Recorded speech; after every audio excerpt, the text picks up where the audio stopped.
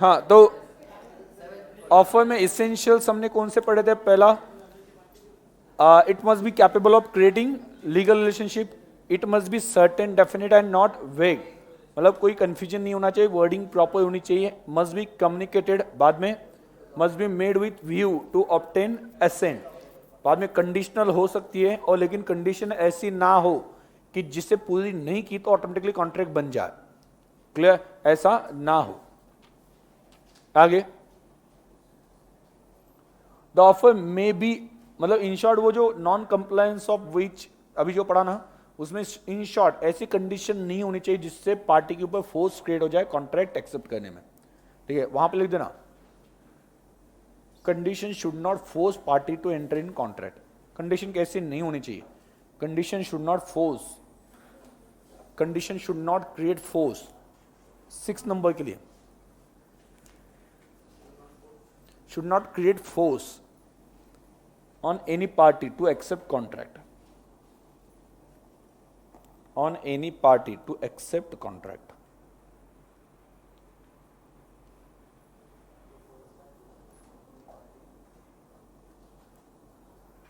आगे,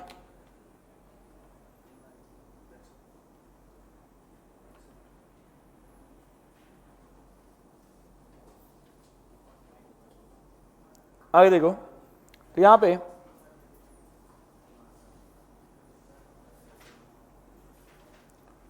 8 नंबर का क्या? Offer is different from mere statement of intention. अभी यहां पे देखो, हमें देखना है offer and invitation to offer, इसमें फर्क क्या है? Offer and invitation to offer,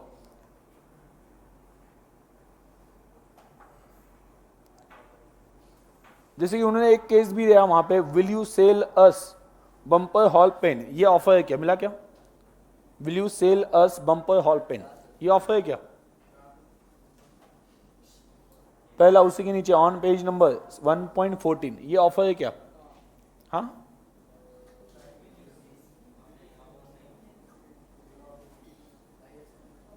वो सिर्फ पूछ रहा है, ठीक है, उसने वहां पे क्या कि मैं लेना चाहता हूं, विलिंगनेस नहीं बताई, सिर्फ क्वेश्चन पूछ रहा है। वो क्वेश्चन पूछना या आंसर देना कि आप क्या बेचना चाहते हो क्या, वो सामने वाला बोलता है यस, इसका मतलब एक्सेप्टेंस नहीं हुआ।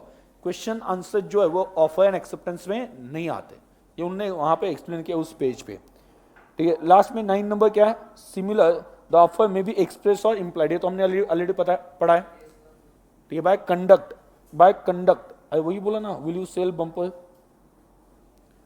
It must be distinguished from questions, question and answer जो है वहां पे लगता है तो अलग से लिख देना, क्वेश्चन एंड आंसर जो है वो ऑफर या एक्सेप्टेंस कहे नहीं जा सकते, ठीक है। आस्किंग क्वेश्चन और answer, giving answer is not offer और एक्सेप्टेंस, ये उसमें बताया गया है, उन्होंने एक्सप्लेन किया, ठीक है। आगे, statement of price is not an offer, मतलब क्या?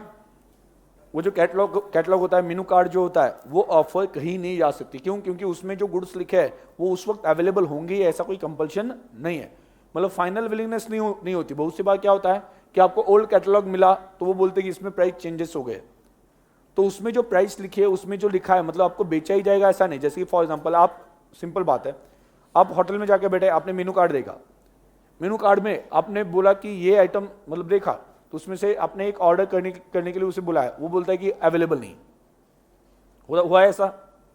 यस, ये आइटम वहां पे कि हम चाहते हैं बट वो अवेलेबल नहीं, सामने से बोलता है कि, तो आप ऐसा बोल रहे हो कि मेनू कार्ड में लिखा है क्यों, ठीक है। तो इस केस में मेनू कार्ड में हम क्या क्या जनरली बेचते हैं वो बताया जाता है, लेकिन आप जब आए तब वो अवेलेबल होगा ही ऐसा कह नहीं सकते, क्यों? क्योंकि खत्म हो गया। मतलब menu card is not offer, it is invitation to offer, कि आप मेनू कार्ड देखो और आप पूछो कि हम ये चाहते हैं, ठीक है। तो इन्विटेशन टू ऑफर का मतलब बेसिकली क्या होता है कि हम लोगों की तरफ से ऑफर इनवाइट कर रहे हैं। जैसे कि हम क्या कर रहे हैं, पैम्पलेट्स बांट रहे हैं क्लास के, मान लो, तो हम क्या चाहते हैं कि जो इंटरेस्टेड लोग हैं वो हमारे पास आ जाए, ठीक है, और वहां पे क्या करें, ऑफर दे कि हम क्लास लगाना चाहते हैं, तो उससे अगर सीट्स अवेलेबल हो तो उस केस में हम क्या है कि एडमिशन दे देंगे, समझ आ गया। तो ये जो एडवर्टाइजमेंट चलती है, जितनी भी एडवर्टाइजमेंट है वो सभी क्या है, इन्विटेशन टू ऑफर। जितनी भी एडवर्टाइजमेंट है वो जनरली क्या होती है, इन्विटेशन टू ऑफर। क्यों? क्योंकि एडवर्टाइजमेंट करते वक्त बोला जाता है कि हम बेचेंगे, बट जब आप गए उस वक्त प्रोडक्ट स्टॉक खत्म हो गया हो तो मिलेगा क्या? नहीं। जैसे फॉर एग्जाम्पल, और एग्जाम्पल, आप एक यहाँ पे पास में कौन सा थिएटर है, नीलायम थिएटर, या दूसरा कौन सा, या वहां पे सिटी प्राइड, तो वहां से जाते हो तो वहां पे पोस्टर्स लगे होते हैं। पोस्टर्स क्यों लगाए? मतलब लोगों को पता चले कि मूवी आ चुका है, ये मूवी चल रहा है, तो जो लोग इंटरेस्टेड है वो आ जाए। अभी उन्होंने पोस्टर लगा, मतलब ये कंफर्म है क्या, लगाया मतलब ये कंफर्म है क्या कि आप जब जाओगे तो मूवी देखने मिलेगी? नहीं भाई, वो आपको पोस्टर लगा के इनवाइट कर रहे हैं, आ जाओ आ जाओ, ठीक है, इनवाइट कर रहे हैं क्या, आ जाओ। तो इनविटेशन है, वो आपको इनवाइट करना चाहता है, इनवाइट कर रहे हैं कि नहीं, आप अगर आपको मूवी देखनी है तो आ जाओ। अभी अगला स्टेप क्या होगा, पोस्टर देखा, इनविटेशन टू ऑफर, आप जाके टिकट मांगोगे, ये आपकी तरफ से ऑफर हो गई, फाइनल विलिंगनेस है ना, आप देखना चाहते हो, सामने से टिकट मिल गई, क्या हो गया, एक्सेप्टेंस, और क्या हो गई है, कॉन्ट्रैक्ट। आपने ऑफर दी, मतलब आपने कहा कि टिकट दे दो, तो वो बोल सकता है क्या, नहीं हमारे पास टिकट अवेलेबल नहीं, यस खत्म हो गए, बोल सकता है वो, समझ आ गया। तो पोस्टर जो लगाए होते हैं मूवीज के, ओके, वो क्या है, इनविटेशन टू ऑफर। बाद में आप जब टिकट निकालते हो तो ये क्या है, ऑफर, और टिकट मिल जाती है तो सामने थिएटर वालों से क्या मिल गई, एक्सेप्टेंस। समझ में आ गया? हाँ अभी तो कुछ नहीं हुआ, हाँ ये एग्जीक्यूटर, इसमें कुछ अभी तक सिर्फ क्या टिकट लिया, मतलब कुछ काम नहीं हुआ, ठीक है। तो ऐसे केस में मूवी पोस्टर्स क्या है, वहां पे लगता है तो आपके अंडरस्टैंडिंग को लिख देना, movie posters invitation to offer, बराबर। दूसरा क्या, ticket, purchase of ticket offer, and ticket given या टिकट रिसीव्ड, ये क्या है, एक्सेप्टेंस। क्लियर?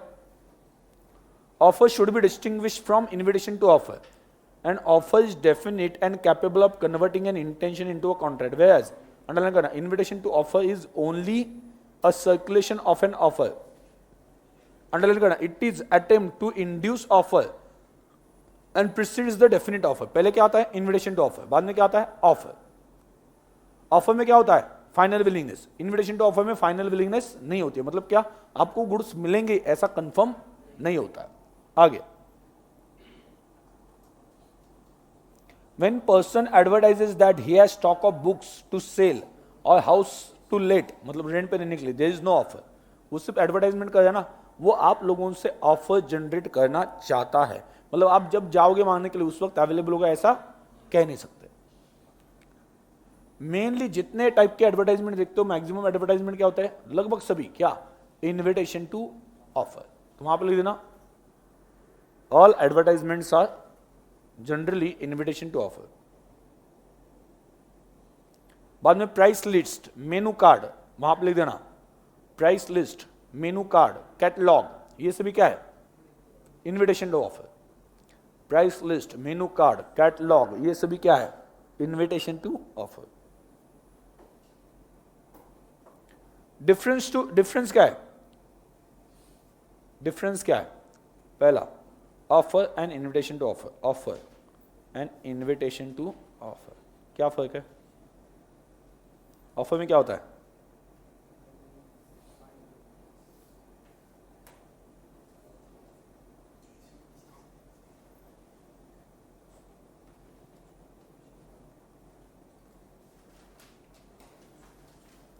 फाइनल विलिंगनेस कहां पे होता है, ऑफर में, और इन्विटेशन टू ऑफर में नो फाइनल विलिंगनेस, ठीक है। आगे, it can be, offer can be accepted, offer accept हो सकती है और इमीडिएटली कॉन्ट्रैक्ट बन सकता है। Invitation to offer can not be क्या, accepted, can not be accepted. Invitation to of क्या है, ऑफर क्या है, फर्स्ट स्टेज, और ऑफर क्या है, इट इज लेटर, लास्ट नहीं, लेटर, क्या, letter to invitation to offer.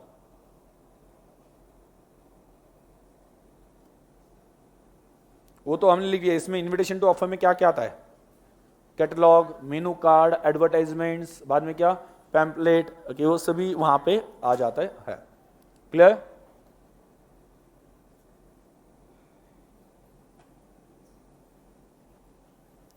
Following are the instances of invitation to offer, क्या है उसमें, invitation by company to public to subscribe shares, share subscribe करने के लिए इन्विटेशन दे दिया, तो वो तो क्लियरली इन्विटेशन टू ऑफर है ना। आगे क्या, display of goods for sale, तो यहां पर लिख देना display of goods,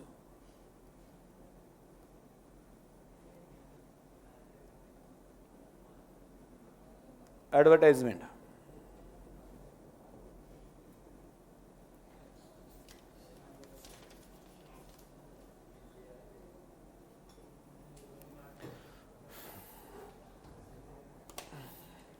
menu card, बराबर, ये सभी इसमें आ जाएगा। अभी एक्सेप्टेंस क्या है, कंडीशनल एक्सेप्टेंस होता है क्या, कंडीशनल एक्सेप्टेंस अलाउड है क्या, बिल्कुल भी नहीं। एक्सेप्टेंस मतलब क्या, accepting offer as it is without any change, वो एक्सेप्टेंस होता है। Qualified acceptance is actually counter offer, मतलब कंडीशन के साथ एक्सेप्टेंस दिया तो एक्सेप्टेंस नहीं हुआ, उल्टा आपने क्या किया, नई ऑफर क्रिएट कर दी, तो वहां पे लिख देना एक्सेप्टेंस के वहां पे, qualified acceptance is actually counter offer, qualified acceptance is actually counter offer, therefore qualified acceptance is counter offer, therefore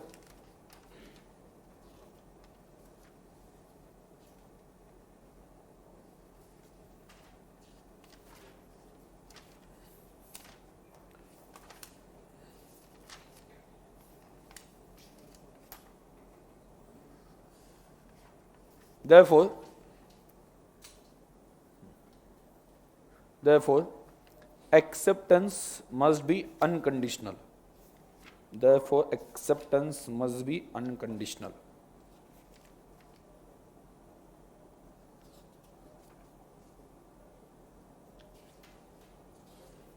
acceptance must be unconditional, acceptance क्या होना चाहिए, अनकंडीशनल। तो यहां पे देखो, पहला एक्सेप्टेंस क्या होता है, when the person to whom proposal is made, underline करना, पर्सन टू हुम, एक्सेप्ट कौन कर सकता है, जिसको ऑफर दी गई है, ठीक है, समझ में आ गया। मतलब अगर आपको ऑफर नहीं मिली, आपने कहीं और से सुनी, आपको ऑफर नहीं दी गई थी और आप बोल रहे मैं भी मुझे भी, ओके, तो उस केस में ये एक्सेप्टेंस कही जाएगी नहीं। तो एक्सेप्टेंस मतलब बेसिकली आपको ऑफर दी तो आप एक्सेप्ट कर सकते हो, ओके, मतलब यहां पे ओके, जैसे कि फॉर एग्जांपल एक एग्जांपल लेके चलते हैं, एक मस्त प्रपोजल लिखा गया, लेटर, हाँ लेटर, हाँ, और वो जो लेटर समझना है वो समझो, ठीक है, हाँ, वो एक लड़की ने लेटर लिखा, उसमें सब कुछ अच्छा हो गया, हाँ, सब कुछ लिख दिया कि उसके विलिंगनेस हो गए, वो सभी बातें वहां पे लिख दी, ठीक है। अभी आप देखो, ध्यान दो, थोड़ा सोचो, उसने क्या कर दिया, इनवेलप में डाल के वो पोस्ट में, उसने सोचा कि खुद जाके बोलना नहीं, कुछ भी जो भी है विलिंगनेस वो वहां पे क्या है कि लेटर से बतानी है, हाँ,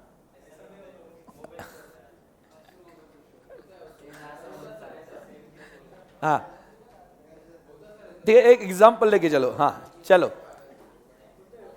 अभी यहां पे देखो, लेटर जो है वो पोस्ट से भेज दिया, बराबर, किसी का नाम लिख के या किसी के नाम के लिए वहां पे भेज दिया, बराबर, बीच में पोस्टमैन ने खोल के देखा तो उसमें लिखा हुआ है आई लव यू, पोस्टमैन तो इमीडिएटली भागते हुए आता है आई लव यू टू, मतलब वो क्या बोलता है, क्या देख लेटर पे मैंने देख पढ़ा ना आई लव यू, ठीक है, तो मैं भी बोल रहा हूं आई लव यू टू, बात खत्म हो गया, क्या फर्क पड़ता है, मतलब वहां पे आई लव यू बोला गया है, ठीक है, और वहां पे मैं भी आई लव यू टू बोल रहा हूं, तो इस केस में क्या है कि अपना जमल, हाँ ठीक है।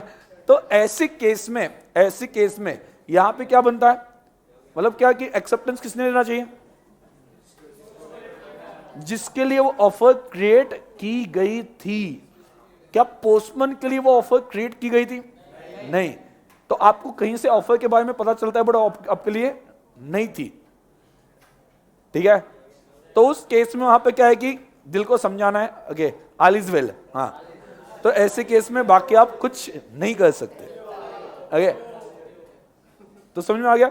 Basically acceptance shall be given by the person who, किसने, कौन देगा, बाय द पर्सन, वही देगा जिसके लिए ऑफर बनी है। तो इस वजह से आगे क्या दिया है, When a person to whom the proposal is made signifies his assent, proposal is said to be accepted. The proposal when accepted becomes promise. ये तो ऑलरेडी पढ़ा है.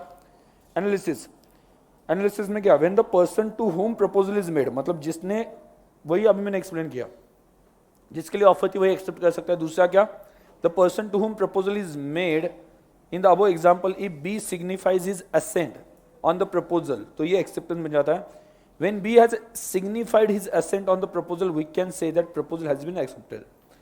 Accepted proposal becomes promise. तो relationship between offer and acceptance क्या होता है, underline करना. Acceptance is to offer, ये क्या है, what a lighted match is to a train of gunpowder. मतलब क्या, बोलिए. एक बार आग, ये क्या, एक बार आग लग गई तो लग गई. मतलब माचिस है और क्या है, तीली है. मैं क्यों समझू तुम्हारी फीलिंग को. हाँ. तो एक माचिस है और तीली है, समझ में आ गया. तो क्या बोलते हैं, वही बोलते हैं ना. हाँ. तो माचिस को तीली लगाई जाती है तो क्या हो जाता है, आग भड़कती है ना. ओके, अभी वो तीली को वापस ला सकते हो आप. ओके, बैक टू पोजीशन नहीं, जल गई ना, उसके बाद में कैसे वापस ला सकते हो, बैक टू पोजीशन. इसका मतलब क्या है, ऑफर को जब एक्सेप्टेंस लगाया जाता है तो क्या, it broke into the contact. It ब्रोक्स, ऐसे क्या लोग बैठे यहां पे. हाँ, विच ब्रोक्स इनटू कॉन्ट्रैक्ट, कॉन्ट्रैक्ट बन जाता है. ओके, और आप वापस बैक पोजीशन पे नहीं जा सकते. मतलब बैक पोजीशन मतलब क्या, पहले पोजीशन क्या थी, आपके ऊपर कोई ऑब्लिगेशन नहीं था. जैसे ही सामने वाले ने एक्सेप्टेंस दे दिया, आपके ऊपर ऑब्लिगेशन क्रिएट हो गया. तो आप पहले वाली पोजीशन, मतलब जब आपके ऊपर कोई ऑब्लिगेशन नहीं था, उस पोजीशन पे वापस नहीं जा सकते. You are responsible. ओके, आपके ऊपर ऑब्लिगेशन है. तो ये कब क्रिएट होता है, जब एक्सेप्टेंस दिया जाता है तब. तो इन शॉर्ट उन्होंने कंपेयर किया माचिस तीली के साथ, तो वहां पे आग लगती है तो उसके बाद में बैक पोजीशन पे नहीं जा सकते. तो वैसे ही कॉन्ट्रैक्ट का है, एक बार ऑफर को एक्सेप्टेंस मिल गई तो कॉन्ट्रैक्ट बन जाता है और आप उस ऑब्लिगेशन से बच नहीं सकते बाद में. क्लियर. तो the effect of the observation is that what acceptance triggers cannot be recalled or undone, but there is a choice to the person who had a train to remove it before. Underline करना, मतलब अगर तीली लगाने से पहले आप माचिस निकाल सकते हो. दोनों के पास ऑप्शन है ना, एक तो माचिस निकाल दो या फिर तीली मत लगाओ. मतलब क्या, या तो ऑफर निकाल दो, वापस कर दो. मैंने ऑफर दी, मैं ऑफर कैंसिल कर सकता हूं. ऑफर दी, मैं ऑफर कैंसिल कर सकता हूं. यस. अरे जिसने एक्सेप्टेंस दिया वो एक्सेप्टेंस कैंसिल कर सकता है. सॉरी, एक्सेप्टेंस देने से पहले उसके पास चॉइस है, देना है कि नहीं देना है. एक बार एक्सेप्टेंस दे दी तो कैंसिल नहीं कर सकते. तो आप पहले ही सोचो, एक बार ऑफर को एक्सेप्टेंस मिल गई तो उसके बाद में आप बैक पोजीशन पे नहीं आ सकते. समझ में आ गया. तो ये वहां पे वर्ड याद रखना, acceptance is to offer which a lighted match is to the train of gunpowder. तो ये बात याद रखना कि ये जो है, ओके, ये इंपॉर्टेंट क्वेश्चन आ सकता है. एक्सप्लेन दिस, ये वाला एक्सप्लेन दिस करके आ सकता है बाद में. Acceptance can be given only by person to whom offer is made. अभी पढ़ा ना हमने, जिसको ऑफर दी वही एक्सेप्टेंस दे सकता है. आगे, acceptance must B absolute and unqualified. ये तो मैंने स्टार्टिंग में लिख के दिया. क्या लिख के दिया, if there is conditional acceptance then it is actually counter offer, it is not acceptance. यहां पे as per section 7 of the act, acceptance is valid only when it is absolute and unqualified and is also expressed in some usual and reasonable manner. आगे third number, the acceptance must be communicated. मतलब क्या, simple बात है कि एक मान लो ऐसा case आ सकता है कि एक पर्सन को ऑफर मिले, उसने क्या किया, जो भी एक्सेप्टेंस था वो पेपर पे लिख दिया. पेपर पे लिखने के बाद में उसने वो पेपर जो है वो इन्वॉल्व में डाल के अपने टेबल में रख दिया, but he forgot to send it. वो भूल गया, भेजना भूल गया. तो उसका क्या था कि हाँ था, नो डाउट उसने कंसर्न लिखी भी, बट वो भेजना भूल गया. तो ऐसी केस में ये एक्सेप्टेंस वैलिड है क्या, नहीं. एक्सेप्टेंस सामने वाले को पता चलनी चाहिए, तब जाके वो वैलिड बनती है. सिंपल बात है कि आपको लगता है कि ये ऑफर होनी चाहिए, एक्सेप्टेंस होना चाहिए, बट सामने वाले को पता ही नहीं है, तो ऐसे कि इसमें क्या हो जाएगा कि ये ऑफर एक्सेप्टेंस वैलिड नहीं हो सकती। यहां पे देखो, to conclude contract between parties the acceptance must be communicated in some perceptible form. Any conditional acceptance और एक्सेप्टेंस विथ वेरिंग और टू डेविएंट, डेविएंट का मतलब क्या है, डिफरेंट, ठीक है, कंडीशंस इज नो एक्सेप्टेंस, तो एक्सेप्टेंस होता ही नहीं है। क्लियर? उसके लिए केस भी दिया है, ठीक है, 2-3 केसेस दिए हैं। बी केस आप देखते हो तो M offered to sell his land to N for 20 pound and replied purporting to accept the offer but enclosed a check of 80। बोलो 280 बोला है और उसने चेक कितने का दे दिया, 80, तो उसने ऑफर एक्सेप्ट किया ही नहीं, क्योंकि उसने प्राइस चेंज कर दी ना, ठीक है। तो ऐसे केस में क्या है, 80 he promise to pay the balance 200 by monthly instalment of 50 each, बाकी का वो पैसे देने वाला है, 50-50 करके देने वाला है। It was held that N could not enforce his acceptance because it was not unqualified, मतलब ये कंडीशनल थी, सुना है, ठीक है। कुछ तो भी कंडीशन चेंज कर देना। तो मैंने क्या बोला, मैं 1000 रुपये में दूंगा, तो आपने क्या कर दिया, अभी 100 का चेक दे दिया, वो बोला कि बाकी 9 इंस्टॉलमेंट में दे दूंगा, तो आपने एक्सेप्ट किया है क्या, नहीं। आपने अगर 1000 रुपये इमीडिएटली दिए होते तो मैं बोलता कि एक्सेप्टेंस है, कोई कंडीशन चेंज नहीं की है। क्लियर? आगे आगे, acceptance must be in prescribe mode. Prescribe mode का मतलब क्या है,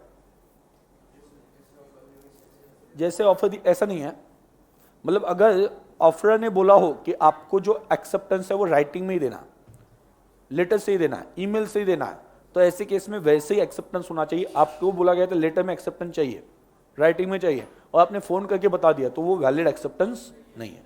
जो मोड बताया था उसी मोड से चाहिए, और उसने कुछ भी नहीं बताया तो चलेगा। तो उस केस में जो भी मोड कन्वीनियंट है वो चल जाएगा, जिससे कम्युनिकेशन हो, मतलब जैसे कि आप मुझे बताओ, ठीक है, एक एग्जांपल लेके चलो। एक तोता है, पोपट, ठीक है, बोलते हैं ना, मतलब तोता बोलता है, आपको पता होगा, आपने देखा भी होगा। एक तोता वहां पे बोलने वाला तोता है, आपके पास है क्या? हाँ, ठीक है, हाँ, एक बोलने वाला तोता है, ओके। उसे हम क्या करते हैं, ध्यान दो, उसे हम बता देते हैं कि क्या जाके बोलना है, ऑफर बता देते हैं। वो जो तोता है वो सामने जाके बोलता भी है, और सामने से उससे बोला जाता है कि हाँ तुम कम्युनिकेट कर दो कि हाँ बोलना है। तो ऐसे कि इसमें तोता वापस आता है, वो आपको बता देता है कि उन्होंने हाँ बोल दिया, मतलब ओके। कहा क्या, यहाँ पे जो है वो कम्युनिकेशन किसके थ्रू हो गया, तोते के थ्रू, पोपट, हाँ। तो ऐसे केस में कम्युनिकेशन वैलिड है कि नहीं है, वैलिड है कि नहीं है, पोपट हो गया, हाँ बोलो, वैलिड है या नहीं है या नहीं, नहीं क्यों, हाँ काय म्हणून म्हणजे, हाँ देखो प्रूफ का वो छोड़ दो, क्योंकि वैसे भी कॉन्ट्रैक्ट जो है वो ओरल चलता है, तो ओरल कॉन्ट्रैक्ट जो बनता है सिर्फ इमूवेबल प्रॉपर्टी को छोड़ के, सेल ऑफ गुड्स एक्ट में कहाँ पे पड़ा, राइटिंग में होना चाहिए कॉन्ट्रैक्ट, बराबर ना। तो उसमें भी प्रॉब्लम आने वाला है प्रूफ का, ठीक है। तो हम जो बोल्ड के कॉन्ट्रैक्ट कर रहे हैं वो भी, वहां पे भी प्रूफ नहीं है ना, ठीक है। तो वो तो पॉइंट्स, मतलब प्रूफ की वजह से तो कुछ प्रॉब्लम नहीं है, मतलब राइटिंग में होना चाहिए ऐसा कुछ नहीं है। राइटिंग में कौन सा होना चाहिए, इमूवेबल प्रॉपर्टी का होना चाहिए। आगे क्या लगता है, वैलिड है कि नहीं है, हाँ?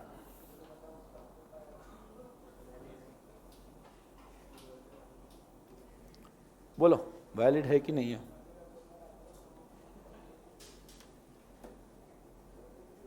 हाँ वैलिड है।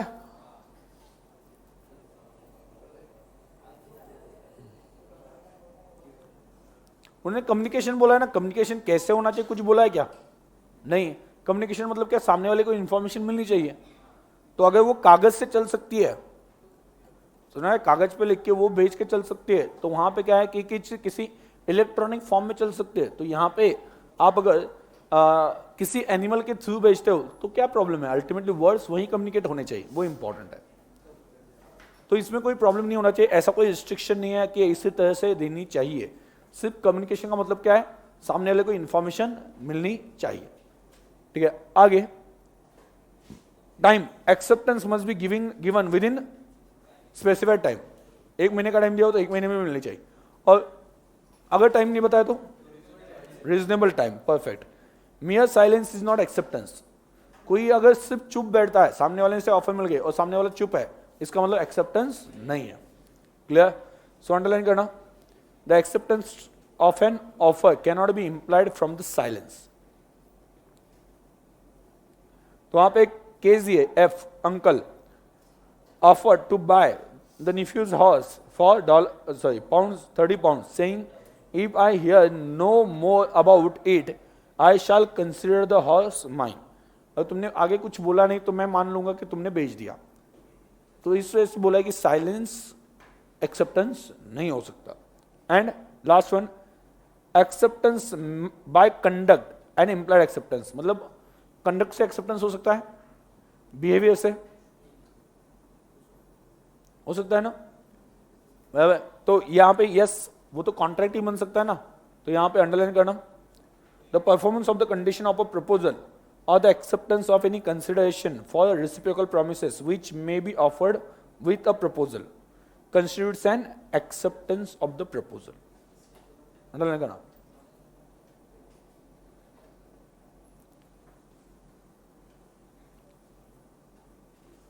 मतलब सिंपल बात है कि आपने मेल पे एक ऑर्डर डाल दी कि आपको ये गुड्स चाहिए, उसने सामने से भेज दिए,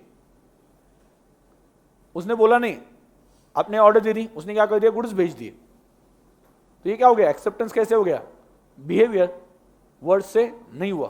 तो ये वैलिड है कि नहीं है ना। आपने ऑफर दी कि मुझे इतनी गुड्स चाहिए, तो सामने वाले ने भेज दी गुड्स, ठीक है, तो ये वैलिड एक्सेप्टेंस है। बिहेवियर से भी हो सकता है। Communication of offer and acceptance, ध्यान देना, ये डायग्राम बनाना है कहीं पे तो अच्छे से डायग्राम बना दो। ये यहां पे इतना जो लिखा है ना वो कंफ्यूजन क्रिएट करता है, आप अच्छे से डायग्राम बना लो। ये वाला ए,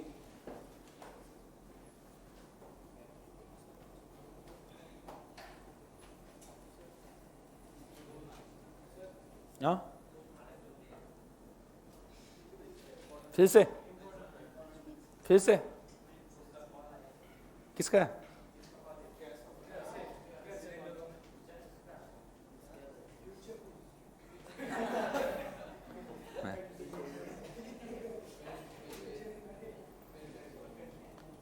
देखो ऑफर एंड एक्सेप्टेंस, ए ने बी को ऑफर दी और बी ने सी को एक्सेप्टेंस दिया। मैं आपको डेट बता देता हूं। ए ने ऑफर दी, ए ने ऑफर भेजी, ए ने ऑफर भेजी लेटर से मान के चल रहा हूं, क्योंकि बाकी केस में क्या होता है, टेलीफोन पे वगैरह दी तो रियल टाइम पे आपको पता चलती है ना।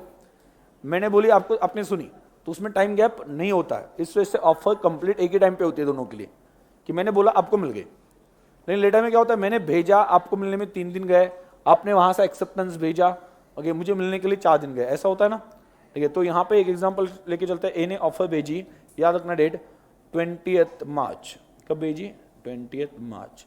बी को ऑफर मिल गई, ऑफर रिसीव्ड, ओके, लेटर से बी को वो जो ऑफर लेटर मिल गया वो मिल गया लेटर से 23 मार्च।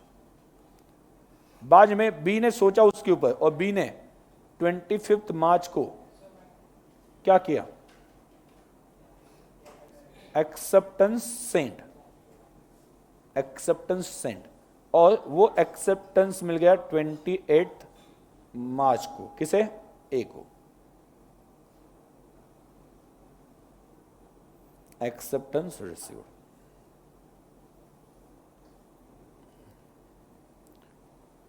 समझ आ गया? फिर से बोलो, क्या, ए ने बी को ऑफर भेजी, कब, 20 मार्च को। बी को कब मिल गई ऑफर, 23 मार्च को।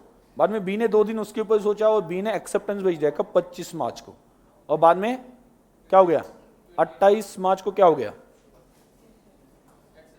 एक्सेप्टेंस मिल गया। समझ में आ गया सभी को? क्लियर है? अभी आप देखो ऑफर कब कंप्लीट हो गई, ऑफर कब कंप्लीट हो गई, ऑफर कब कंप्लीट हो गई, 23 मार्च को, राइट। ऑफर कब कंप्लीट हो गई, ठीक है, offer completed on 23rd March when it is received by, offer is received by B। या फिर ऐसा भी हो सकता है ना, मतलब ऑफर जो है अभी यहां पे ऐसा भी हो सकता है कि सामने खड़ा है पर्सन, आप ऑफर बोलते हो तो सामने वाले को ऑफर मिल गई, यस, जब उनको उसको पता चलेगा कि क्या ऑफर है तो उस वक्त ऑफर मिल गई ऐसा समझा जाएगा। अभी ध्यान देना, बी ने एक्सेप्टेंस भेजा, बी ने एक्सेप्टेंस भेजा, तो बी ने जब एक्सेप्टेंस भेजा तो उस केस में देखो ए क्या बोल रहा है, मुझे तो एक्सेप्टेंस मिला ही नहीं, तो अभी तक एक्सेप्टेंस नहीं हुआ। बी क्या बोल रहा है, ए बोल रहा है मुझे अभी तक एक्सेप्टेंस मिला नहीं, बराबर, मतलब वो जो बीच में 3 दिन का टाइम गया, 25 को भेजा 28 को मिल रहा है। ए क्या बोलेगा, मुझे एक्सेप्टेंस नहीं मिला, इस वजह से अभी तक एक्सेप्टेंस नहीं हुआ। और बी क्या बोल रहे हैं, मैंने तो भेजा। तो क्वेश्चन ही आता है कि आप एक्सेप्टेंस कब तक कैंसिल कर सकते हो।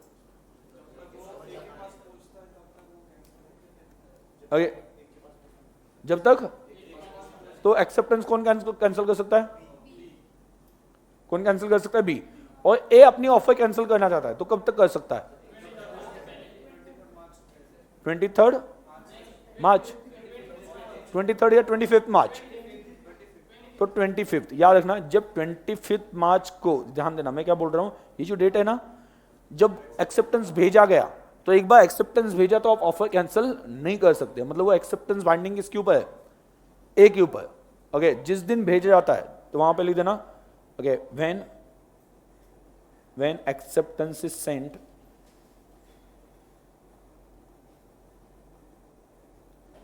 it is binding on, it is binding on, बोलो, on A। A मतलब कौन, ऑफर है ना,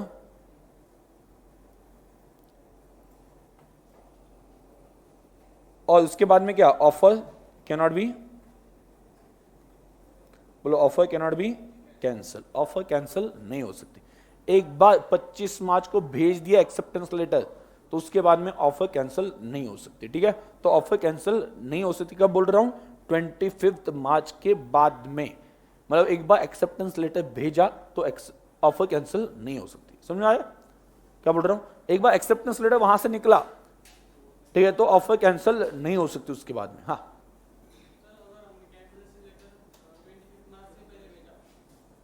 कौन सा कैंसिलेशन लेटर, ऑफर का, हाँ, नहीं, कैंसिलेशन लेटर तभी इफेक्टिव बनेगा ना जब वो कम्युनिकेट हो जाएगा। देखो आपने कैंसिलेशन लेटर भेजा बट सामने वाले को पता ही नहीं, कैंसिल कर दिया, तो हम कब भेजा वो नहीं। अगे यहां पे क्या कहते हैं कि लेटर इफेक्टिव कब बन जाता है, ऐसा कहते हैं, ठीक है। आप पहले कम्युनिकेट कर दो ना उसे, मतलब by any fastest method, call या किसी तरह से आप क्या कर सकते हो, कैंसिल कर सकते हो, ठीक है। समझ में आया मैं क्या बोल रहा हूं, ईमेल हो गया, उससे आप कर सकते हो, क्लियर, समझ में आ गया। देखो हाँ, तो एक बार उसने एक्सेप्टेंस लेटर भेज दिया तो आपके पास ऑप्शन नहीं है ऑफर कैंसिल करने का। और देखो ध्यान दो, और जिस दिन लेटर मिलता है, जिस दिन लेटर मिलता है किसे, 28 मार्च को ए को मिल गया ना एक्सेप्टेंस लेटर, तो उस दिन के बाद में बी अपना binding on B is not allowed to cancel acceptance, B acceptance cancel नहीं कर सकता, B is not allowed to cancel acceptance. समझ में आ गया, एक्सेप्टेंस भेज दिया तो ऑफर कैंसिल नहीं हो सकती, एक बार एक्सेप्टेंस भेज दिया, एक बार एक्सेप्टेंस सामने चला गया तो ऐसे केस में क्या मिल गया तो एक्सेप्टेंस कैंसिल नहीं कर सकते। अभी आप देखो, बी ने लेटर भेजा 25 मार्च को, उसे दूसरे दिन लगता है कि नहीं ये एक्सेप्टेंस कैंसिल होना चाहिए, तो उसने क्या करना चाहिए, वो एक्सेप्टेंस लेटर पहुंचने से पहले क्या करना चाहिए, उसने कैंसिलेशन कम्युनिकेट करना चाहिए। मतलब 28 मार्च से पहले उसने क्या करना चाहिए, कैंसिलेशन कम्युनिकेट करना चाहिए, अगर वो चाहता है कि जो एक्सेप्टेंस लेटर भेजा वो कैंसिल हो जाए, और उसे ऐसा लगता है तो कैंसिलेशन लेटर पहले पहुंचना चाहिए। अब ये देखो, एक एग्जांपल लेके चलो कि आपने क्या भेजा, पहले एक्सेप्टेंस लेटर, और आपको लगता है कि 25 तारीख को एक्सेप्टेंस लेटर भेजा, आपको क्या लगता है 26 को कैंसिल करना चाहिए, तो आपने इमीडिएटली स्पीड पोस्ट या फास्टेस्ट मेथड से दूसरा लेटर भेज दिया, ऐसा मान लो। लेकिन ऐसा हो गया ना, दोनों लेटर एक साथ बाहर पोस्टमैन खड़ा हुआ है, उसके हाथ में दोनों लेटर है, कौन सा? एक लेटर कौन सा है? एक्सेप्टेंस, और दूसरा कौन सा है? कैंसिलेशन। तो उसमें से अभी अप्लीकेबल क्या होगा, एक्सेप्टेंस या कैंसिलेशन? जो सबसे पहले पढ़ेगा, जो सबसे पहले पढ़ेगा। अभी ये बात जो है वो थोड़ी स्ट्रेंज लगती है, क्यों? क्योंकि ये कैसे पता चलेगा कि उसने पहले कौन सा पढ़ा? अभी वो बोलेगा कि मैंने पहले एक्सेप्टेंस पढ़ा, ऐसा अगर उसने बोल दिया तो प्रूव कैसे करेंगे कि नहीं उसने पहले कैंसिलेशन पढ़ा? हो सकता है ना उसने पहले कैंसिलेशन पढ़ा था, बट वो बोल रहा है मैंने पहले एक्सेप्टेंस पढ़ा, हो सकता है कि नहीं? हाँ, तो कैसे प्रूव करे कि उसने पहले कैंसिलेशन पढ़ा था और बाद में एक्सेप्टेंस? दोनों लेटर साथ में पहुंच गए तो जो पहले पढ़ा जाएगा वो इफेक्टिव रहेगा। तो उसने एक्चुअली पढ़ा कैंसिलेशन, बट वो बोल रहा है एक्सेप्टेंस पढ़ा, कैसे प्रूव करोगे अगर ऐसा सिचुएशन हो तो? हाँ बोलो, टैलेंटेड। हाँ,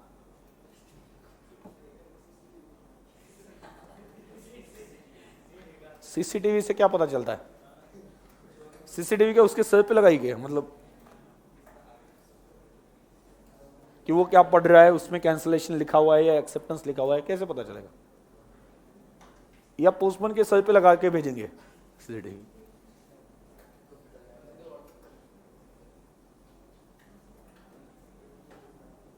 व्हाट्सएप कर देंगे। हाँ,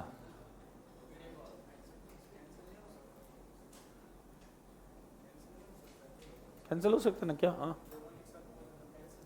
बट ऐसा है कि कैंसिलेशन लेटर उसने पहले पढ़ लिया तो इफेक्टिवली उसका एक्सेप्टेंस कम्युनिकेट होने से पहले कैंसिलेशन कम्युनिकेट हो गया ना, तो वो चल सकता है। ओके, तो इसे प्रूव नहीं किया जा सकता। कुछ ऐसी ऐसी चीजें हैं लॉ में जो प्रूव नहीं हो सकती। हाँ,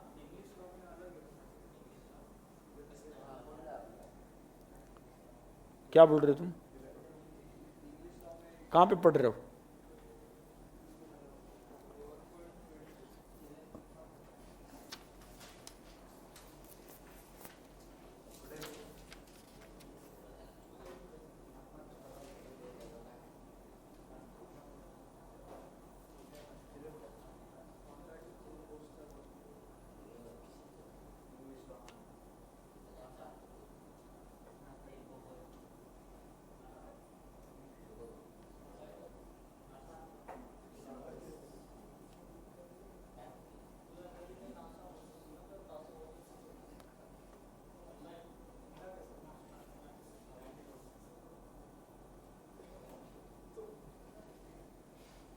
इंग्लिश लॉ में तो उन्होंने बोला है ऑन पेज नंबर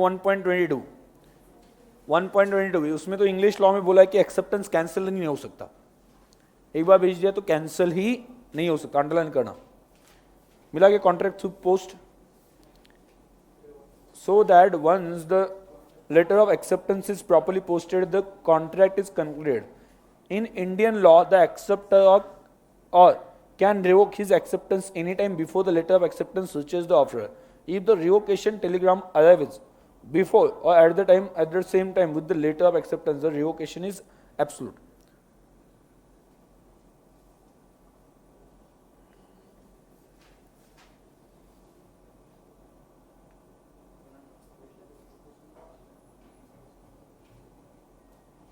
मतलब रिवोकेशन अप्लाई हो जाएगा वहां पे।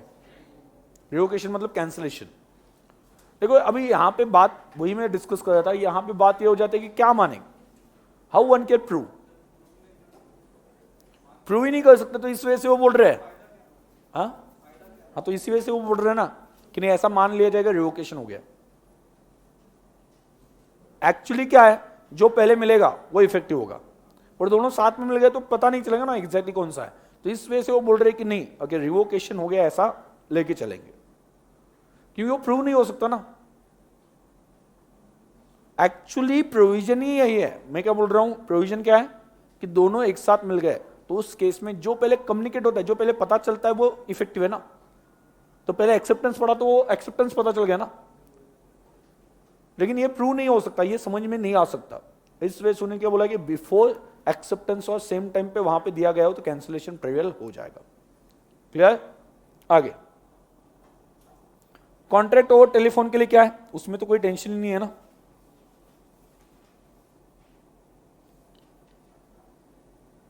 अंडरलाइन करना, contract is formed as soon as the offer is accepted but the offeree must make it sure that his acceptance is received by offer. Immediate होता है ना telephone पे, मैंने बोला सामने ने सुन ले लिया। भाई revocation of proposal otherwise than communication, communication को छोड़ के अदरवाइज कैंसिल कैसे कर सकते हो। नोटिस ऑफ रिवोकेशन वो तो पढ़ा हमने, नोटिस देके। दूसरा क्या, लैप्स ऑफ टाइम, टाइम मतलब जितना टाइम बताया था उतने टाइम में एक्सेप्ट नहीं किया। आगे क्या, non fulfilment of condition president, मतलब आपको बोला था कुछ कंडीशन पूरी करने के लिए और बाद में ऑफर, मतलब सिंपल बात है, अगर आप रैंक में नहीं आए तो आपके लिए वो ऑफर एप्लीकेबल नहीं है, सिंपल बात है। कंडीशन जो बोली थी वो पूरी नहीं की तो ऑफर एप्लीकेबल नहीं है। और डेथ और इंसेनिटी, पार्टी की डेथ होती है तो उस केस में भी वहां पे ऑफर कैंसिल हो जाती है। काउंटर ऑफर, ये तो हमने ऑलरेडी पढ़ा, काउंटर ऑफर से पहले ऑफर क्या होती है, cancel. The non acceptance of the offer according to the prescribe mode, जो मोड बताया था उस तरीके से एक्सेप्ट नहीं की। और क्या, सब्सिक्वेंट इलीगैलिटी, बाद में वो इलीगल बन गई ऑफर। कौन कौन से बोलो, नोटिस देने से, टाइम खत्म होने से, प्रिस्क्राइब मोड में एक्सेप्ट नहीं किया तो, कंडीशन फुलफिल नहीं की तो, बाद में क्या है, काउंटर ऑफर से, डेथ से और सब्सिक्वेंट इलीगैलिटी, इससे क्या होता है, ऑफर कैंसिल हो जाती है। बीच में क्या है, और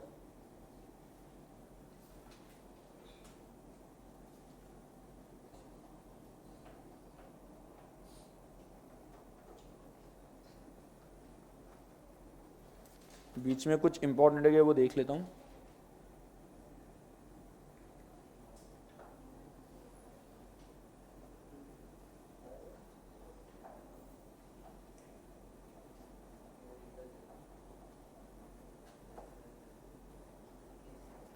देखो बीच बीच में वही बात रिपीट की है, पहला हमने एक पढ़ा हुआ है।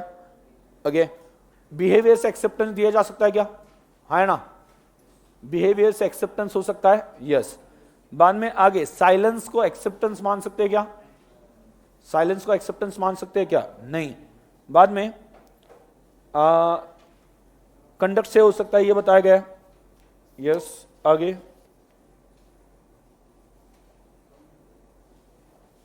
टेलीफोन, उससे अगर कम्युनिकेशन होता है तो कब माना जाएगा, इमीडिएटली ना, क्योंकि इमीडिएट कम्युनिकेशन होता है ना उसमें कोई टाइम लगता है, लेटर से ही प्रॉब्लम आता है।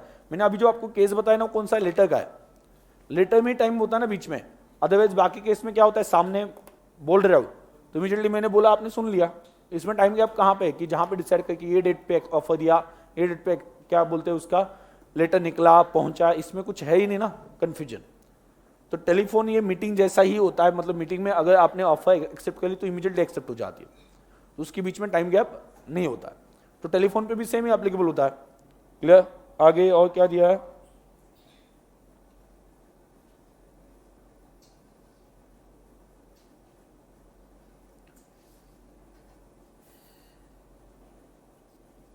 ये समझ में आ गया अभी जो डायग्राम बनाया वो, उसमें कोई डाउट है, उसमें कोई कंफ्यूजन है,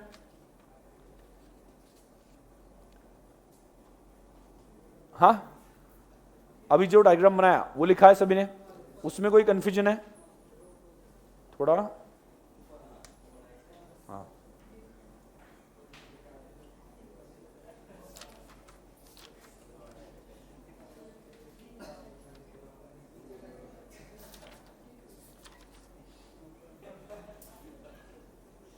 क्या हो गया,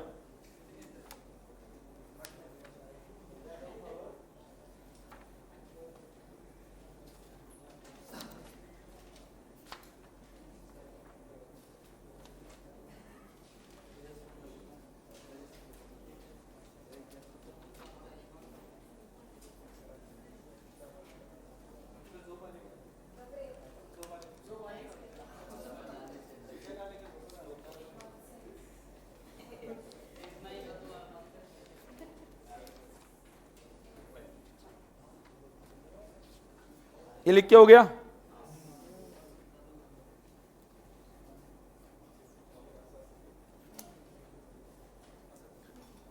तो अगला कंसिडरेशन देखो, consideration, what is consideration, consideration मतलब बोलो, something in return, something something क्या है, ये समथिंग समथिंग क्या है, कुछ भी हो सकता है, कुछ भी मतलब क्या, कुछ भी, कुछ भी, हाँ लीगल, हाँ ठीक है, लीगल कंसिडरेशन होना चाहिए, ऐसा कुछ होना चाहिए जो लीगल है, और ऐसा कुछ होना चाहिए जो लीगल है, और वैल्यू, परफेक्ट, ऐसा कुछ होना चाहिए जो जिसको कोई वैल्यू है, डायरेक्टली इनडायरेक्टली, ठीक है, तो ऐसा कुछ होना चाहिए। जैसे कि फॉर एग्जांपल यहां पे मैं आपको पहली बात बता दूं, कोई वॉलंटरी एक्टिविटी आप करते हो ना, वो कभी कंसिडरेशन नहीं बन सकता। जैसे कि फॉर एग्जांपल किसी की गाड़ी बंद पड़ चुकी है, तो आप उसे जाके धक्का देते हो, और जैसे ही गाड़ी शुरू होती है तो उसे बोलते हो कि जब तक तुम 1000 रुपये नहीं दोगे या 5000 नहीं दोगे तब तक मैं जाने नहीं दूंगा। समझ आ गया? तो आपने क्या किया, आप बोल रहे हो कि, आप क्या बोल रहे हो कि मैंने तो काम किया तुम्हारे लिए, तो बदले में मुझे पैसे दे दो, तो तुम जो पैसे दोगे उसके लिए मैंने तुम्हारी मदद की है, बट तुमने जो मदद की वो कैसे की थी, वॉलंटरी, आपकी इच्छा से। ऐसा नहीं था कि वो पैसे देने वाला इस वजह से आपने काम किया, ऐसा नहीं था। तो थोड़ा सा ही फर्क है वॉलंटरी एंड इनवॉलंटरी। आप खुद होके कुछ काम करते हो, मदद करते हो, तो उसके लिए पैसे आप लीगली मांग नहीं सकते हो। समझ आया मैं क्या बोल रहा हूं? Voluntary, clear? तो वॉलंटरी जो है वो कंसिडरेशन नहीं बन सकती। जैसे फॉर एग्जांपल मैंने आपको ये भी बताया था, शादी के लिए किसी को बुलाते हो, उसको खाना खिलाते हो, तो ये खाना खिलाना क्या है, वॉलंटरी, कंपल्शन था, डिसाइडेड था नहीं, ठीक है, तो उसके लिए आप वहां पे वो नहीं आया इस वजह से केस कर सकते हो नहीं। अभी आप देखो, शादी का एग्जांपल लेते हैं, शादी में हमने रिलेटिव्स को इनवाइट किया, ये वॉलंटरी, वो आएंगे वो भी वॉलंटरी है, और हम खाना खिलाएंगे वो भी वॉलंटरी। बट शादी पे आपने जो खाना बनाता है उसे इनवाइट किया, ये वॉलंटरी एक्टिविटी है नहीं, उसने खुद होके ये काम किया या करने वाला है क्या, नहीं, आपने उसे बोला होगा कि मुझे ये सर्विस चाहिए, इसके लिए मैं इतना पैसा दूंगा और आप हमें खाना बना के दे दो, तो ये वॉलंटरी नहीं है। तो कभी भी याद रखना, कोई वॉलंटरी एक्टिविटी जो है वो कंसिडरेशन में नहीं आती है, और जहां पे वॉलंटरीली आप कर रहे हो तो उस केस में ये सोशल कॉन्ट्रैक्ट्स होते हैं मेनली। वॉलंटरीली कुछ कर रहे हो तो क्या होता है, ये मेनली सोशल कॉन्ट्रैक्ट्स। समझ आ गया? तो कंसिडरेशन ना हो तो कॉन्ट्रैक्ट भी नहीं बनेगा। नो कंसिडरेशन नो कॉन्ट्रैक्ट, ये सिंपल रूल है। कंसिडरेशन मतलब क्या क्या हो सकता है, समथिंग रिटर्न, समथिंग मतलब क्या, प्रॉमिस हो सकती है, बदले में क्या मतलब प्रॉमिस, बदले में सर्विस मिल गई, बदले में क्या मिल गए, गुड्स मिल गए, ऐसी कोई भी चीज जिसे वैल्यू कह सकते हैं। क्लियर? वो लीगल होनी चाहिए, इलीगल नहीं होनी चाहिए, वॉलंटरी नहीं होनी चाहिए, ये डिसाइड करके कि मैं ये करने वाला हूं उसके बदले में आप ये करो, ऐसा हो तो कंसिडरेशन क्या हो जाता है, ये लीगल या वैलिड समझा जाता है। क्लियर? तो यहां पे व्हाट इज कंसिडरेशन, कंसिडरेशन मतलब क्या, consideration is the price agreed to be paid by promisee for the obligation of the promiser. The word consideration was described in a very popular English case, Misa versus Curry. मिसड़ और करी, हाँ, रस्सा। तो valuable consideration in sense of law में consist of, underline करना, क्या आता है उसमें, some right, interest, profit, benefit accruing to one party, और फॉरबिडेंस, डेट्रीमेंट, लॉस और रिस्पॉन्सिबिलिटी गिवन। कुछ काम करना, कुछ वहां पे क्या है कि नुकसान उठाना, कुछ वहां पे क्या है कि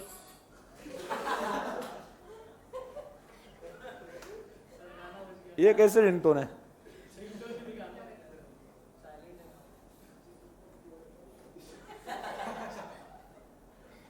है? उसको याद आ रही, इसकी वजह से उसको, किसकी याद आ रही, इनको पता है किसकी याद है, हाँ, हाँ? गाने सुनना चाहता है वो किसी के गम में। आगे, हाँ,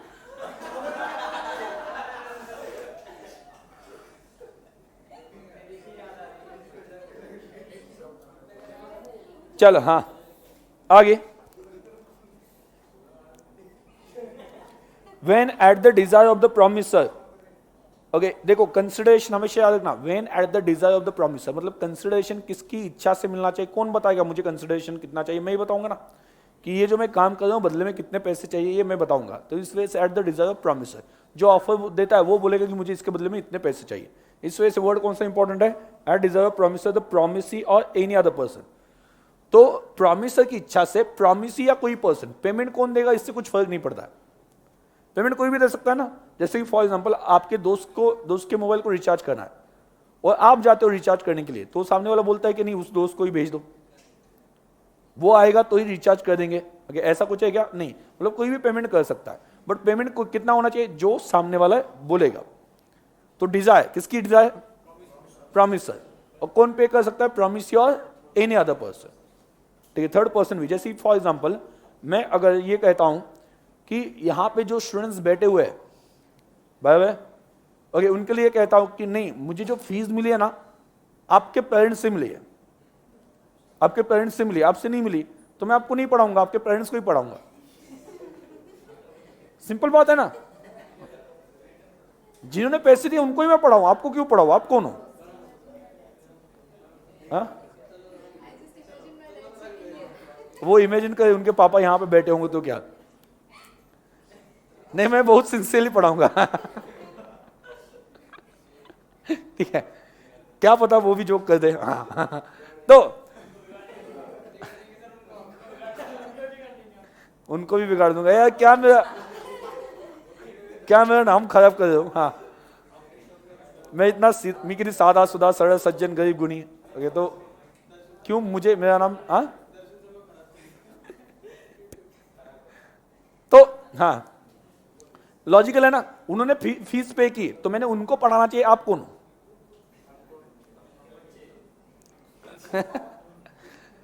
तो ये वहां पे वर्डिंग आती है क्या, कंसिडरेशन में be paid by same person और एनी अदर, इससे कुछ फर्क नहीं पड़ता है। मतलब आपके पेरेंट्स ने दी हो तो उससे फर्क नहीं पड़ता है किसने दी, मुझे आपको सर्विस आपके लिए दी है ना, आपके लिए कंसिडरेशन पे किया है, तो इस वजह से मुझे आपको पढ़ाना पड़ेगा।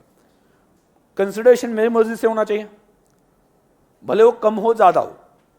जैसे फॉर एग्जांपल अगर यहां पे लॉजिकली देखा जाए तो इस बैच के लिए कुछ कंसिडरेशन वैसे दिया ही नहीं, सो इट्स माय चॉइस, मुझे लगा कि नहीं लेना है, तो कंसिडरेशन कम हो तो कोई प्रॉब्लम नहीं है, बट कंसिडरेशन ऐसा ना हो कि कम दिया आपने, सामने वाले की मर्जी नहीं थी, तो उसकी डिजायर से, मतलब सामने वाले पर्सन की डिजायर से क्या होना चाहिए, कंसिडरेशन। दूसरा क्या, क्या कौन देगा, कोई भी दे सकता है, ठीक है, कोई भी दे सकता है। आगे ये इंपॉर्टेंट है पूरी sentence, has done or abstain from doing, or does or abstain from doing, or promises to do and abstain, वही या तो कुछ किया या नहीं किया, या तो कुछ करने वाला है, किया मतलब करने वाला है, या मतलब क्या है कि कुछ ना करने वाला है, तो उसके लिए बदले में कुछ तो भी मिल रहा है।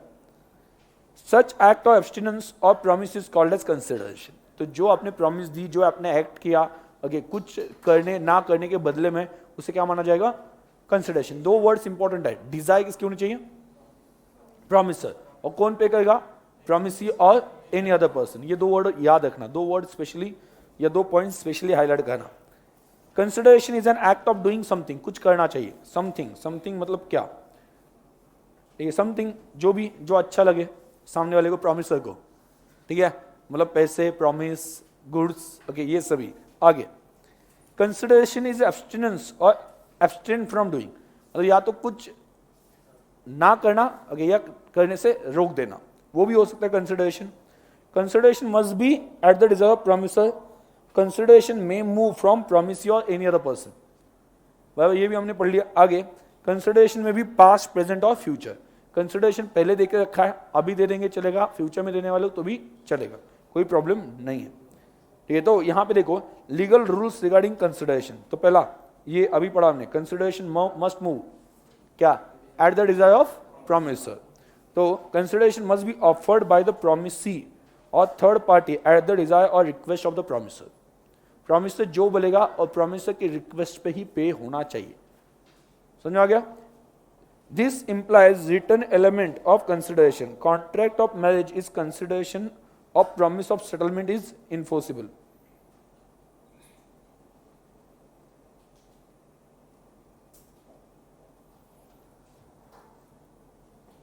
कॉन्ट्रैक्ट ऑफ मैरिज क्या, in consideration of promise of settlement is enforceable, ठीक है।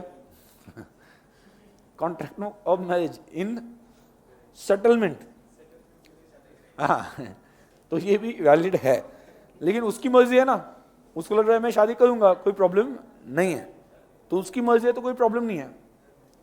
समझ आएगा ना? करना है क्या? कर ले कर ले कर ले। ओके तो दुर्गा प्रसाद वर्सेस बलदेव, हाँ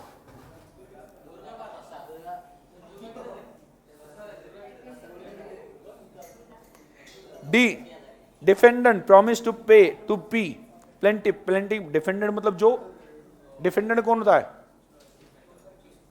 जो खुद को प्रोटेक्ट कर रहा है, जिसके ऊपर कुछ क्या इल्जाम लगे, वो कौन होता है? डिफेंडेंट। याद रखना। और प्लेंटिव कौन होता है? जिसने एप्लीकेशन की, जिसने कंप्लेंट की, वो कौन होता है? प्लेंटिव। तो a certain commission on article which would be sold through the agency in market, market was constructed by P at the desire of C and not at the desire of D। देखो किसकी मर्जी है? कोई third person उसके कहने पे काम किया है। D was not bound to pay as it was without consideration and hence void।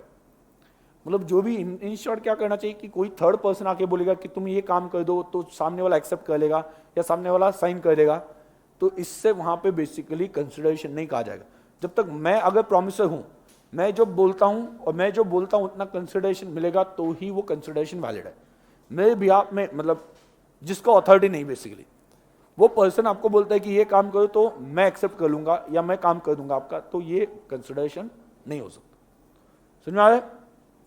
आगे कंसिडरेशन में move from promisee or any other person. तो यहां पे इन इंडिया कंसिडरेशन में proceed from promisee or any other person who is not party to the contract. The definition of the consideration, तो उस case में क्या है? Desire of the promiser is clear, और डेफिनेशन में ही पढ़ा ना क्या इंपॉर्टेंट है? डिजायर, बट कौन पे करेगा वो इंपॉर्टेंट नहीं है। क्लियर? जैसे कि वहां पे दिया है an old lady made a gift of her property to her daughter with the direction to pay certain sum of money to maternal uncle, मतलब उनके कोई भाई को पेमेंट करने के लिए एन्युअली।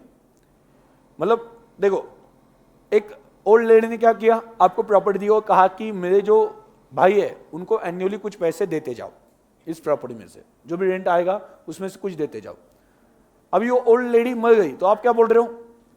उस अंकल ने आपको क्या दिया? कुछ नहीं दिया ना, तो आप बोल रहे हो उनको एन्युअली हम कुछ नहीं देंगे।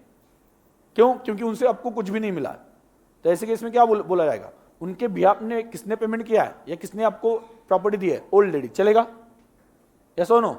कोई भी दे सकता है ना, ठीक है, तो चल सकता है। आगे executed and executive consideration. Consideration क्या हो सकता है? ऑलरेडी दिया हुआ हो सकता है या क्या फ्यूचर में भी दे सकते हैं। आगे कंसिडरेशन में भी पास्ट, प्रेजेंट और फ्यूचर।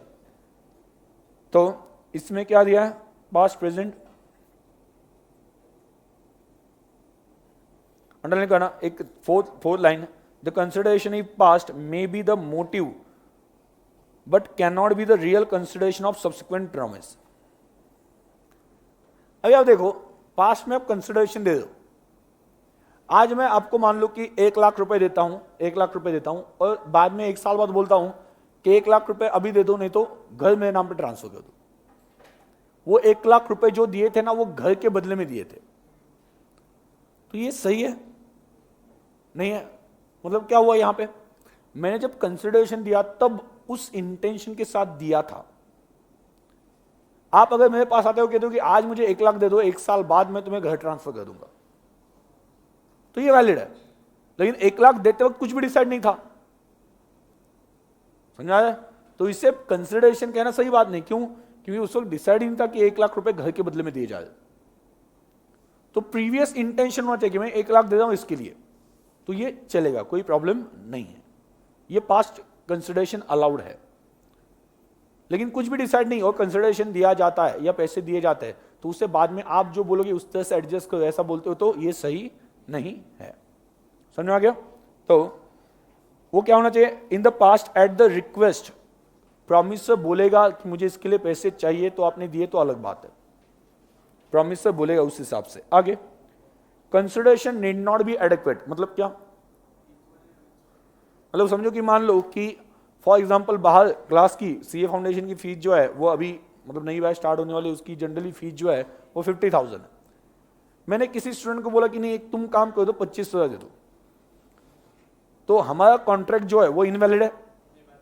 वैलिड है ना? क्यों? क्योंकि मेरी मर्जी से 25,000 लिए ना, तो वो एडिक्वेट होना ही चाहिए। मतलब मार्केट प्राइस जितना होना ही चाहिए, ऐसा कोई थोड़ी ना कंपल्शन है। सिर्फ एक कंपल्शन है, एक ही कंपल्शन है, क्या? मेरी मर्जी से होना चाहिए। सुना गया? मेरी मर्जी, ओके, उतना इंपॉर्टेंट है। बाकी कौन दे रहा है वो सफिशिएंट है नहीं है, कुछ फर्क नहीं पड़ता है कब दे रहा है।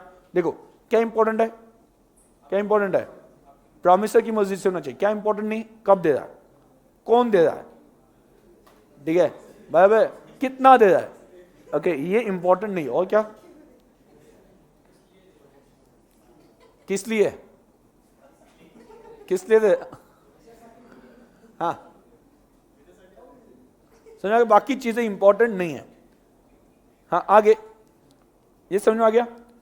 पहले क्या पढ़ा हमने, किसकी मर्जी से, प्रॉमिसर, कौन देगा फर्क नहीं पड़ता है, कितना देगा फर्क नहीं पड़ता है, कब देगा फर्क नहीं पड़ता है।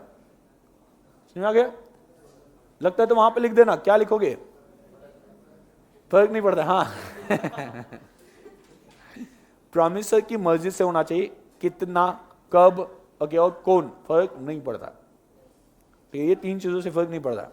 अभी आगे, performance of what one is legally bound to perform, मतलब क्या, क्या वो कंसिडरेशन होता है? जैसे फॉर एग्जांपल आगे आप एक गवर्नमेंट ऑफिसर के पास जाते हो, गवर्नमेंट ऑफिसर के पास जाते हो, हाँ गवर्नमेंट ऑफिसर के पास जाते हो, उसके पास से कोई एक प्रोजेक्ट साइन करवाना, ठीक है, वो पर्सन क्या बोलता है गवर्नमेंट ऑफिसर कि मैं इस पे साइन कर दूंगा बट तुम मुझे 50,000 रुपए दो। अभी आप देखो 50,000 के बदले में वो क्या करने वाला है, साइन करने वाला है। तो ये वैलिड कंसिडरेशन है वो जो साइन करेगा? नहीं, क्यों? उसका लीगल काम है, मतलब he is under obligation to sign it. इसके लिए वो किससे पैसे ले रहा है, गवर्नमेंट से। इस काम के लिए वो पैसे ले रहा है, तो जिस काम के लिए आप ऑलरेडी पैसे ले रहे हो उसके लिए आप क्या डबल वहां पे कॉन्ट्रैक्ट या उसे कंसिडरेशन करके कहीं और यूज नहीं कर सकते। मतलब जैसे कि फॉर एग्जांपल, आप एग्जांपल लेके चलो, ये जो है वो आपकी टाइटैनिक है, ये जो है वो टाइटैनिक है, मान के चलो, हाँ ये टाइटैनिक है, ओके, और क्या होता है ऐसे कुछ वहां पे, हाँ ये टाइटैनिक है बाबा, हाँ ऐसा मान के चलो, यहां पे देखो वो दो खड़े, हाँ हाँ हाँ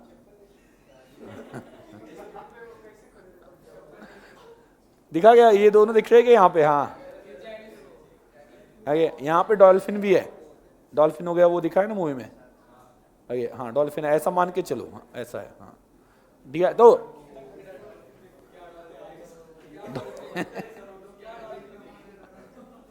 मान के चलो ऐसा, हाँ ऐसा है,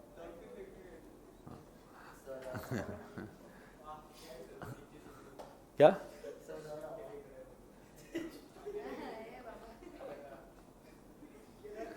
क्यों यार, जल्ले पे नमक छिड़कता रहता है, हाँ हाँ। तो इसी वजह से कुछ चीजें मैं बताता नहीं स्टूडेंट्स को, ओके, ऐसा कहते बाद में पागल जैसे, हाँ। तो यहां पे दिख रहा है, हाँ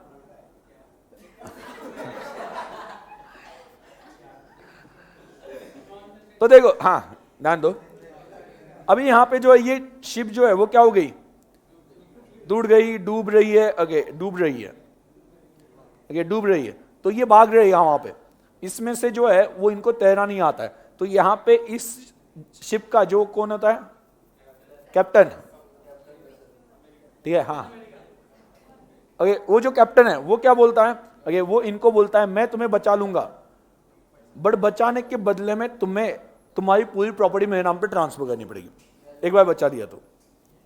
समझ आ गया? नाउ वो जो कैप्टन है उसकी ड्यूटी क्या है, वो पैसे ले जाना, किस चीज के पैसे ले रहा है? या तो शिप को बचाया जाए, उसकी रिस्पॉन्सिबिलिटी है शिप, और शिप को नहीं बचा सकता तो एटलीस्ट पैसेंजर को बचाया जाए, तो उसी के लिए पैसे ले रहा है ना वो।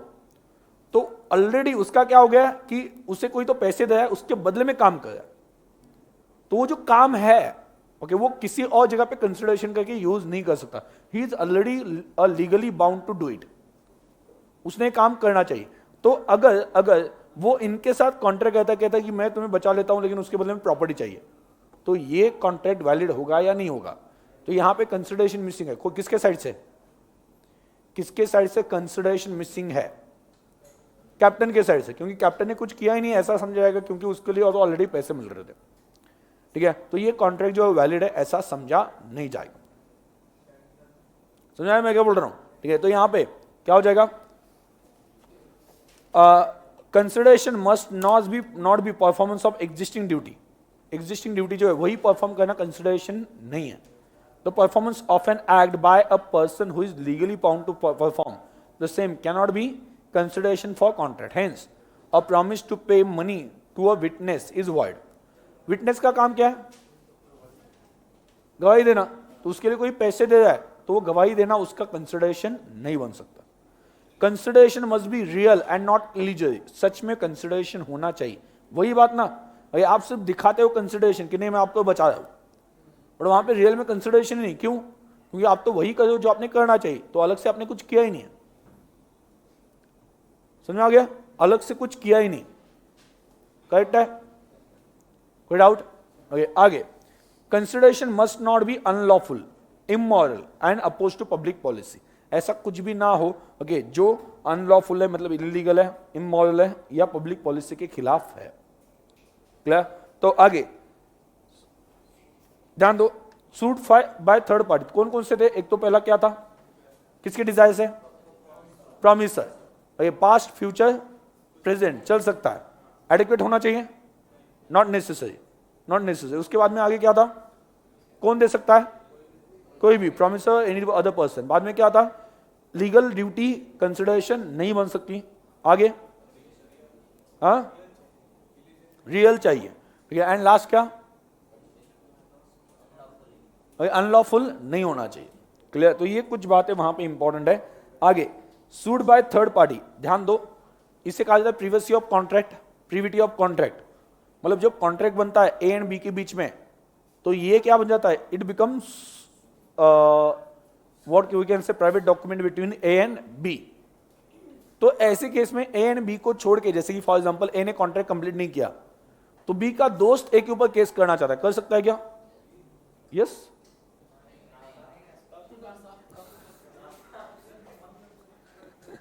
थर्ड देखो, सिंपल बात है, ए एंड बी के बीच में कॉन्ट्रैक्ट है ना, अगर बी ने कॉन्ट्रैक्ट तोड़ दिया तो कौन केस करेगा? ए।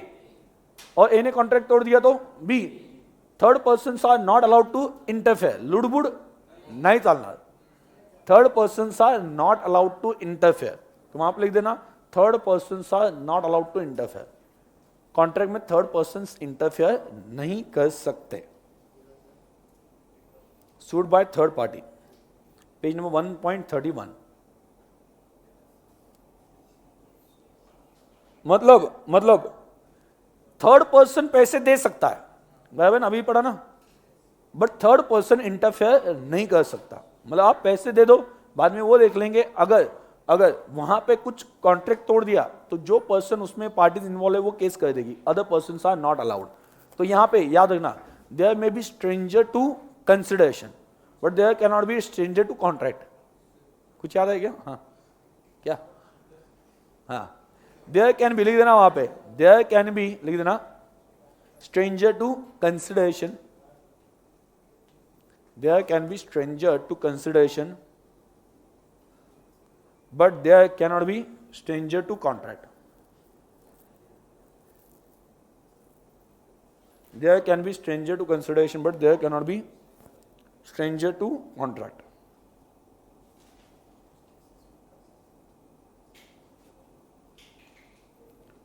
बट इसके एक्सेप्शंस दिए, देखो मिला क्या? एग्जाम्पल के नीचे अगला जो है उसमें subject to certain exceptions.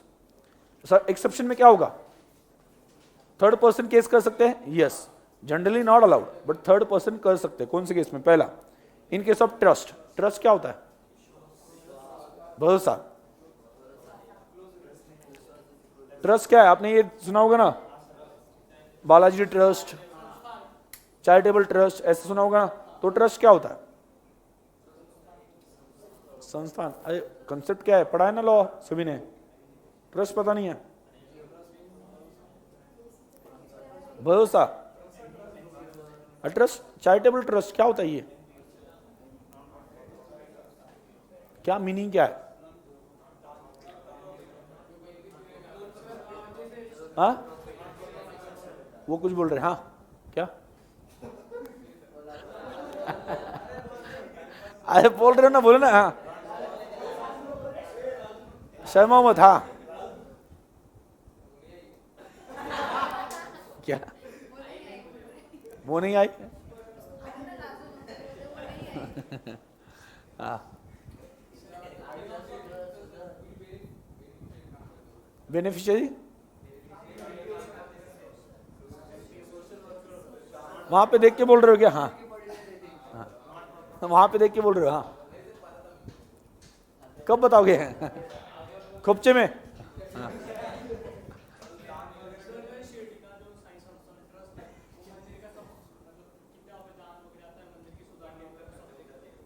Okay,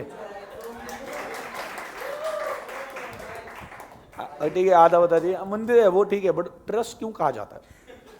हाँ, सही। कौन से बाकी के लोग?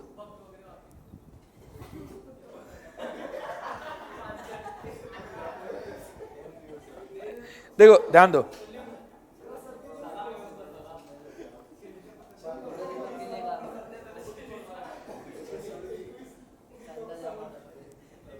देखो आपका कंसेप्ट क्लियर कर देता हूं।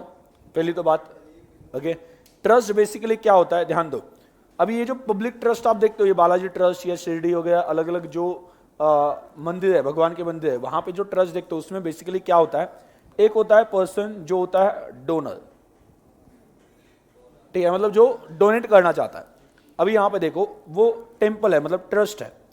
अब ये ट्रस्ट क्यों बन गया ये मैं आपको बता देता हूं, ध्यान दो। वो पर्सन क्या चाहता है कि मैं डोनेट करूं ताकि किसी का फायदा हो। किसका फायदा होगा? वहां पे मंदिर का नहीं, मतलब एग्जैक्टली इसका मंदिर का फायदा मतलब क्या? वहां पे अगे वो मंदिर को मैंने डोनेट किया तो उससे जो गरीब लोग हैं उनके लिए वो कुछ कर सके, या वहां पे जो गरीब लोग खाना खाने के लिए आते हैं उनको खाना फ्री में मिल जाए। इस वजह से आप डोनेट कर देते हो। समझ में आया? डोनेट कर देते हो। तो ये डोनेट करते हो बेसिकली क्या होता है? ट्रस्ट होता है। मतलब ये डोनेशन किसके ऊपर बेस्ड है? ट्रस्ट के ऊपर, बराबर। तो वहां पे एक पर्सन होता है which is known as trustee. Trustee मतलब क्या? इसके ऊपर, मतलब ट्रस्ट हैंडल करने के लिए कौन है? ट्रस्टी। तो इसके ऊपर बेसिकली भरोसा रखा। और भरोसा क्या होता है कि ये जो भी डोनेट किया ना, वो किसी तो पर्सन के क्या होना चाहिए? बेनिफिट के लिए यूज किया जाएगा। किसी तो पर्सन के क्या? बेनिफिट के लिए यूज किया जाएगा। अगर वो बेनिफिट पब्लिक को मिलेगा, ओवरऑल पब्लिक को, तो ये कौन सा ट्रस्ट है? Public trust. तो बालाजी ट्रस्ट कौन सा है? पब्लिक ट्रस्ट है, क्योंकि वहां पे जितने लोग आते हैं सभी को बेनिफिट मिलता है। मतलब वहां पे आप जाते हो तो खाना मतलब कंटिन्यूसली चलता रहता है, आप जब चाहे तब वहां पे खा सकते हो, ऐसा कोई प्रॉब्लम नहीं है, ठीक है। तो ऐसी केस में पब्लिक के बेनिफिट के लिए चल रहे हैं ना, तो ये पब्लिक। अभी इसमें बेस क्या है? ट्रस्ट का बेस है ना। मतलब जब आप डोनेट करते हो तो उस वक्त क्या होता है? ट्रस्ट। और किसके ऊपर, किसके हाथ में होता है? ट्रस्टी। ओके, वो हैंडल करेगा। और वो खुद के लिए पैसा, चलो डोनेशन आ गया आज पार्टी करते हैं, हाँ, ऐसा होता है नहीं। तो क्या करेगा? पब्लिक के लिए यूज करेगा, ठीक है। तो यहां पे क्या हो गया? डोनर, बाद में ट्रस्टी एंड पब्लिक। पब्लिक कौन है? बेनिफिशियरी।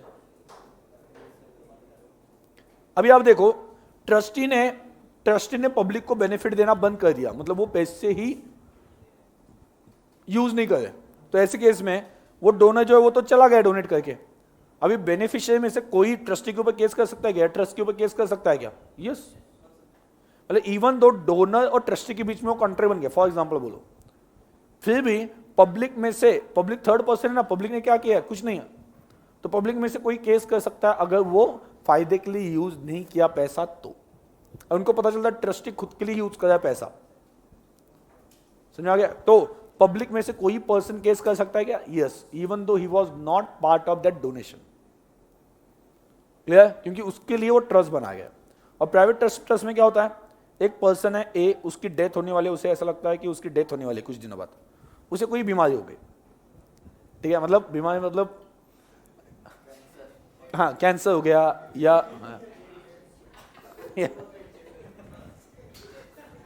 हंसने वाली बात है, हाँ, तो उससे लगता है, उससे पता है, अगर आनंद मूवी देखी है आपने, उसे पता होता है ना उसकी डेथ होने वाली 6 महीने में, आनंद, राजेश खन्ना की,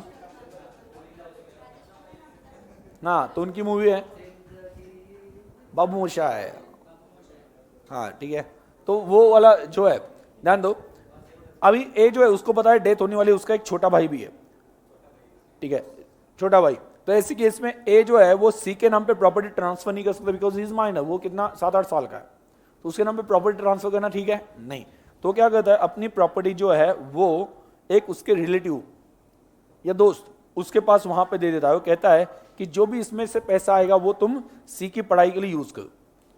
तो अब ये ट्रस्ट कौन सा है, प्राइवेट है या पब्लिक है, प्राइवेट, क्योंकि इसमें बेनिफिशियरी कौन है, सी, 1 पर्सन, पब्लिक नहीं है, भाई। तो ऐसी केस में आप मुझे बताओ कि ए कौन है, डोनर, बी कौन है, ट्रस्टी, ठीक है, बी के ऊपर ट्रस्ट रखा ना, तो वो कौन है, ट्रस्टी, ठीक है, और क्या हो जाएगा,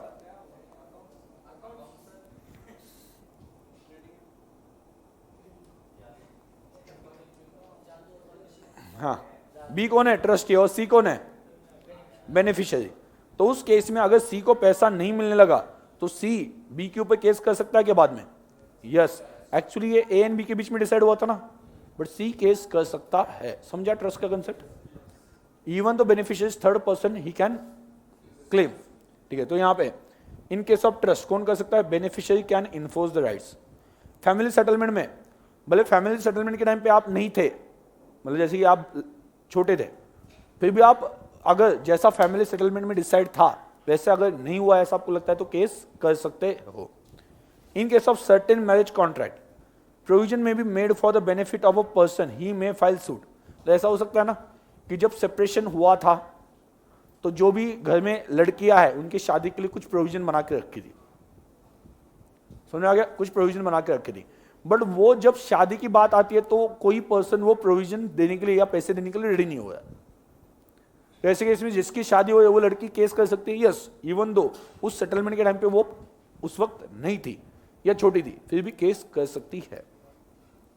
समझ में आ गया, क्योंकि उनके बेनिफिट के लिए बनाया था ना, समझ में आया क्या, ये बेनिफिशियरी ऐसा ही हो गया। आगे, इन case of assignment of contract, assignment का मतलब क्या है, असाइनमेंट का मतलब क्या है, transfer of benefit, transfer of benefit. जब आप कोई बेनिफिट ट्रांसफर करते हो, जैसे कि फॉर एग्जांपल मुझे आपके पास से पैसे आने वाले हैं, मैंने दोस्त को बोला कि तुम जाके पैसे कलेक्ट कर लो, तुम्हें रख दो, तो मैंने क्या किया, बेनिफिट जो मिलने वाला है मुझे मैंने वो असाइन कर दिया, ट्रांसफर कर दिया। तो अगर पहले मैं आपके ऊपर केस कर सकता था ना, अभी मैंने राइटिंग में परमिशन किसी दी मेरे दोस्त को, तो अभी वो आपके ऊपर केस कर सकता है क्या, यस, असाइनमेंट किया हो तो जिसको असाइनमेंट किया वो केस कर सकता है, even though he is third party. Clear. आगे आगे एक्नॉलेजमेंट। एक्नॉलेजमेंट क्या होता है आपको पता ही है, एक्नॉलेजमेंट, एक्नॉलेजमेंट क्या है, बोलो एक्नॉलेजमेंट क्या है, बोलो ना एक्नॉलेजमेंट क्या होता है। अभी डिबेंचर में मैंने बताया था, हाँ कहना, कबूल, कबूली, ठीक है, मतलब एक्सेप्ट करना, उसे एक्नॉलेजमेंट कहते हैं। तो एक्सेप्ट करना मतलब क्या, जैसे कि फॉर एग्जांपल ए जो है, याद है सेल ऑफ गुड्स एक्ट में हमने पढ़ा हुआ है कि मेरे पास आपके गुड्स है, वो एक्सेप्ट कर लेता है, तो उससे भी डिलीवरी हो जाती है। कंस्ट्रक्टेड डिलीवरी जो होती है वो कैसे होती है, एक्नॉलेजमेंट से ही होती है ना। मतलब मैंने दिखाया था वॉचमैन, याद है क्या, गोडाउन के बाहर वॉचमैन बैठा है, वॉचमैन बोलता है कि ठीक है तुम्हारे गुड्स मेरे पास है, ठीक है। अगर उसने एक्नॉलेजमेंट दे दिया थर्ड पर्सन को कि तुम्हारे पैसे, तुम्हारे गुड्स मेरे पास है, मेरे गुड्स से मैंने बेचे किसी और को, तो वहां से उसने कॉल किया, वो बोला कि आपके जो गुड्स है वो मेरे पास है, तो ऐसे केस में क्या हो गया, एक्नॉलेजमेंट। और एक्नॉलेजमेंट अगर इनकेस हो गया तो क्या हो जाएगा, एक्नॉलेजमेंट हो गया तो क्या हो जाएगा, क्या हो जाएगा, कौन लायबल हो जाएगा, कि जिसने एक्नॉलेजमेंट दिया केस कर सकते हैं ना, जिसको एक्नॉलेजमेंट मिला वो केस कर सकता है कि नहीं। बाद में आपने बोला था कि वो पैसे आपके पास है, वो गुड्स आपके पास है, तो अगर नहीं दिए तो केस हो सकता है, ठीक है। मेरे पैसे आपके पास है, ओके, मैं आपसे पैसे लेने वाला हूं, किसी और को देने वाला हूं, तो आपने क्या किया, उस पर्सन को एक्नॉलेजमेंट दे दिया कि ठीक है उस पर्सन के मेरे पैसे आपके पास है, मैं दे दूंगा डायरेक्टली। मैं, आप और एक थर्ड पर्सन है, आपसे पैसे लेके मैं उसे देने वाला हूं। तो आपने क्या किया, रिटर्न एक्नॉलेजमेंट दे दिया उस पर्सन को कि ठीक है ये पैसे मेरे पैसे आपके पास है, बाद में मैं पेमेंट कर दूंगा। तो वो पर्सन अभी आपके ऊपर केस कर सकता है या नहीं? यस, पहले हमारे बीच में ट्रांजैक्शन था, एक्नॉलेजमेंट की वजह से भी हो सकता है। और इन case of covenant running with land, मतलब क्या, कोविनेंट मतलब कंडीशंस रनिंग विथ लैंड। अभी एक देखो, ध्यान दो, एक जगह है, वो जगह आप क्या कहते हो, ये जगह देखो, इसमें से आधी जगह आप बेचना चाहते हो और कहते हो कि यहां पे हम रहते हैं, तो यहां पे जो भी नया पर्सन आएगा उसे भी यहां पे रहना ही होगा, वो बाकी चीजों के लिए यूज नहीं कर सकता। बाकी चीजों के लिए मतलब बिजनेस करने के लिए हो गया, यूज नहीं कर सकता। ठीक है, बहुत क्लियर बोलना पड़ता है आप लोगों के साथ। हाँ, बिगाड़ रहे हो मुझे। हाँ, तो ध्यान दो, अब यहां पे जैसे ही एक्स की एक नया पर्सन आता है, ए बोलता है कि ठीक है आपकी कंडीशन मंजूर है। तो जैसे एक्स की डेथ होती है, ए क्या सोचता है कि जिसको मैंने प्रॉमिस दी थी वो तो चला गया, तो अभी मैं यहां पे बिजनेस स्टार्ट कर दूं। तो एक्स का जो बेटा है वाई ए के ऊपर केस करता है, कर सकता है या नहीं? यस, क्यों? बिकॉज ये कंडीशन जो थी वो पर्सन के साथ नहीं थी, वो क्या थी, land, it was running with land. जब तक ये जगह रहेगी तब तक आपको यहां पे क्या है कि बिजनेस करना अलाउड नहीं है। समझ आ गया? तो उस केस में थर्ड पर्सन भी केस कर सकता है कि कंडीशन लैंड से जुड़ी हो और वो फॉलो नहीं की, तो भले वो पर्सन नहीं है जिसके साथ वो डिसाइड था, दूसरे पर्सन भी केस कर सकते हैं। And last, contract entered through an agent. तो अभी आप देखो, एजेंट के थ्रू कॉन्ट्रैक्ट किए तो प्रिंसिपल तो केस कर ही सकता है ना, एजेंट भी कर सकता है। तो कौन कौन से जहां पे थर्ड पर्सन केस कर सकते हैं? ट्रस्ट में बेनिफिशियरी, बाद में फैमिली सेटलमेंट में कोई भी फैमिली मेंबर, मैरिज कॉन्ट्रैक्ट में, मैरिज रिलेटेड में जिसका शादी हो रही है वो केस कर सकता है अगर पैसे नहीं मिल रहे, जो पहले प्रोविजन बना के रखा था उसके। आगे क्या पढ़ा था? असाइनमेंट, कौन कर सकता है केस? जिसको बेनिफिट ट्रांसफर किया, असाइन ही कहते हैं उसे। असाइनमेंट में असाइन और असाइन ही होता है। एक्नॉलेजमेंट में जिसने एक्नॉलेजमेंट दिया या जिसे एक्नॉलेजमेंट मिला, थर्ड पर्सन, वो केस कर सकता है। बाद में लैंड के साथ जो कंडीशन लगा है, ठीक है, तो उस केस में भी वहां पे क्या है कि केस किया जा सकता है, फॉलो नहीं किए तो। And last, contract entered into through agent, उस केस में भी कोई पर्सन केस कर सकता है। क्लियर? कोई डाउट है? नो? डन? ठीक है, बाकी का हम कल के लेक्चर में देख लेते हैं, आएगा, चलेगा? कल सुबह 7 बजे ले लेंगे।